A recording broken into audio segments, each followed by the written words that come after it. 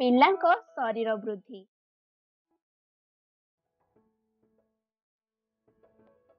ଆଜିର ଭିଡିଓରେ ଆମେ ପିଲାମାନଙ୍କ ଶରୀର ବୃଦ୍ଧି କିପରି ହୋଇଥାଏ ସେହି ବିଷୟରେ ଜାଣିବା। ଜନ୍ମ ପରଠାରୁ ଯେପରି ପିଲାମାନଙ୍କ ବୟସ ବଢିଥାଏ, ସେମାନଙ୍କର ଉଚ୍ଚତା ଏବଂ ଓଜନ ମଧ୍ୟ ସେହିପରି ବଢିଥାଏ। ପିଲାମାନଙ୍କ ଶରୀର ବୃଦ୍ଧିରେ କିଛି ଜିନିଷ ପ୍ରଭାବ ପକାଇଥାଏ, ଯେପରିକି ବଂଶାନୁକ୍ରମିକତା, ଶିଶୁ ଗର୍ଭରେ ଥିବା ବେଳେ ମାର ଖାଦ୍ୟ, ଶିଶୁର ରୋଗ ଇତ୍ୟାଦି। ଏହି ପରିସ୍ଥିତିରେ ଶିଶୁର ଉଚ୍ଚତା ଏବଂ ଓଜନ ସମାନ ବୟସର ପିଲାମାନଙ୍କ ତୁଳନାରେ କମ୍ ଦେଖାଯାଏ। ଏହି ଉଚ୍ଚତା ଏବଂ ଓଜନ ଚାର୍ଟ ଦ୍ୱାରା ପିଲା ସଠିକ ଭାବରେ ବଢୁଛି କି ନାହିଁ ଆମେ ମାପିପାରିବା। ଯଦି ପିଲାଟିର ଉଚ୍ଚତା ଏବଂ ଓଜନ ଚାର୍ଟ ଅନୁଯାୟୀ ସଠିକ ମାତ୍ରାରେ ନାହିଁ, କିନ୍ତୁ ଆପଣଙ୍କ ପିଲା ସୁସ୍ଥ ଅଛନ୍ତି, ତେବେ ଚିନ୍ତା କରିବାର କୌଣସି କଥା ନାହିଁ। ଉଚ୍ଚତା ଏବଂ ଓଜନ ଚାର୍ଟରେ ଶିଶୁର ବୟସ, ଉଚ୍ଚତା ଏବଂ ଓଜନ ଅନ୍ତର୍ଭୁକ୍ତ।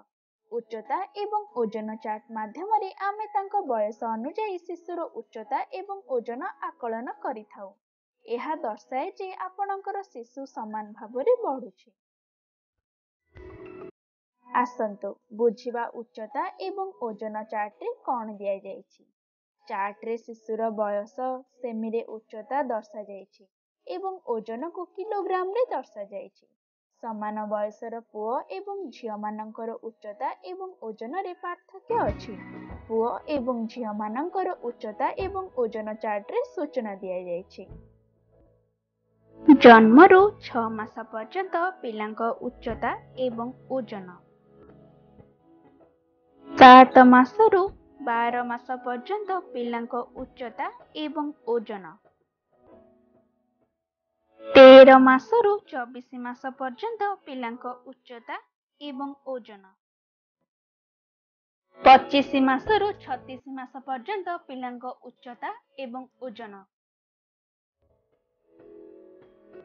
ଦେଖାଯାଇଥିବା ଚାର୍ଟକୁ ବୁଝିବା ପାଇଁ କିଛି ସମୟ ପାଇଁ ଭିଡିଓଟିକୁ ଏଠାରେ ପଜ୍ କରନ୍ତୁ।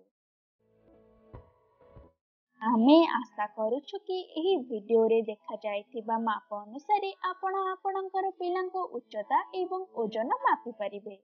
ଆଗାମୀ ସପ୍ତାହରେ ଆପଣଙ୍କ ଅନୁଭବ ଆମକୁ ଅବଶ୍ୟ ଜଣାଇବେ। ଧନ୍ୟବାଦ।